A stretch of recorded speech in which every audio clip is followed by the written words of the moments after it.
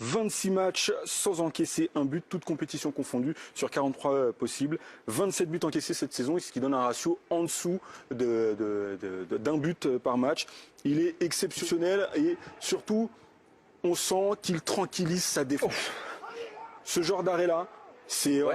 Il engueule aussi sa défense. Voilà, il engueule aussi sa défense, évidemment, mais c'est ce que fait un grand gardien. C'est vrai. Il n'a pas beaucoup d'arrêts à faire en général sur les matchs, mais il les fait. Et Edouard Mendy s'est à nouveau montré infranchissable face au Real Madrid en demi-finale retour de la Ligue des Champions du Moncy. Ah, on l'a dit, on était en plateau avec Patrick Mboma et c'est tout à fait ça. Il a un ou deux arrêts à faire dans le match décisif et il est toujours présent. Après, il a une envergure extraordinaire. Il fait 1m97.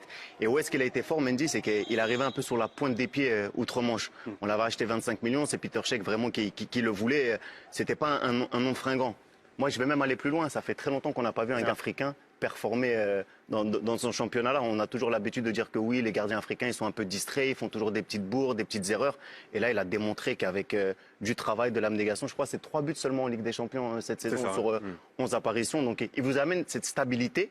Il vous amène également ce leadership parce qu'il ne faut pas oublier qu'habituellement, c'est difficile de s'adapter parce qu'on ne parle pas la langue. Lui, il s'est vite mis au diapason et il est en train de réaliser une saison extraordinaire. Donc, on parlait de Ballon d'Or tout à l'heure avec Riyad Mahrez. Je pense qu'Edouard Mendy, même s'il est gardien, il risque d'être dans la shortlist. Dans la shortlist. Pour le Cameroun, est un pays de grands gardiens, historiquement. Oui. Mais là, force est de constater que le Sénégal possède un très grand gardien également. C'est vrai, je dirais même deux très grands gardiens, mais lui, il est au-dessus du lot, selon moi. C'est pas que je suis surpris, je note simplement que c'est un gardien sénégalais et on prend. Hein. C'est un pays ami, c'est un pays frère, il n'y a pas de souci là-dessus.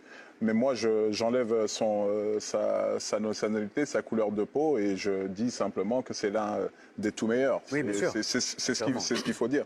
Donc c'est pour ça que quand on parle de décerner déjà au mois de mai le Ballon d'Or, je dis on va attendre parce qu'il y a de la concurrence quand même, et heureusement. C'est clair, et c'est ce qui fait le sel de cette compétition.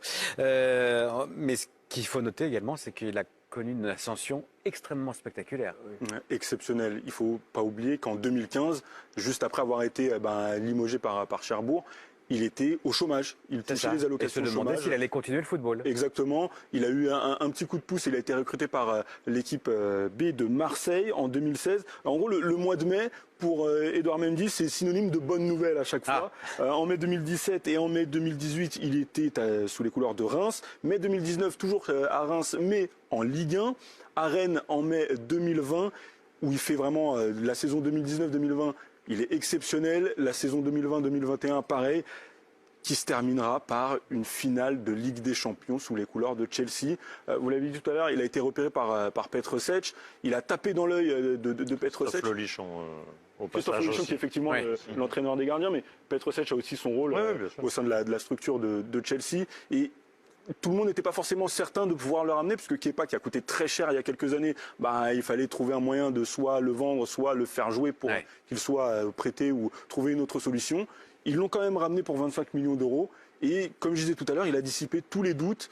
Et il n'y a aucun doute sur qui est le numéro 1 actuellement à Chelsea. Comme c'est le mois de mai, moi je lui conseille de revoir son contrat. C'est comme ça.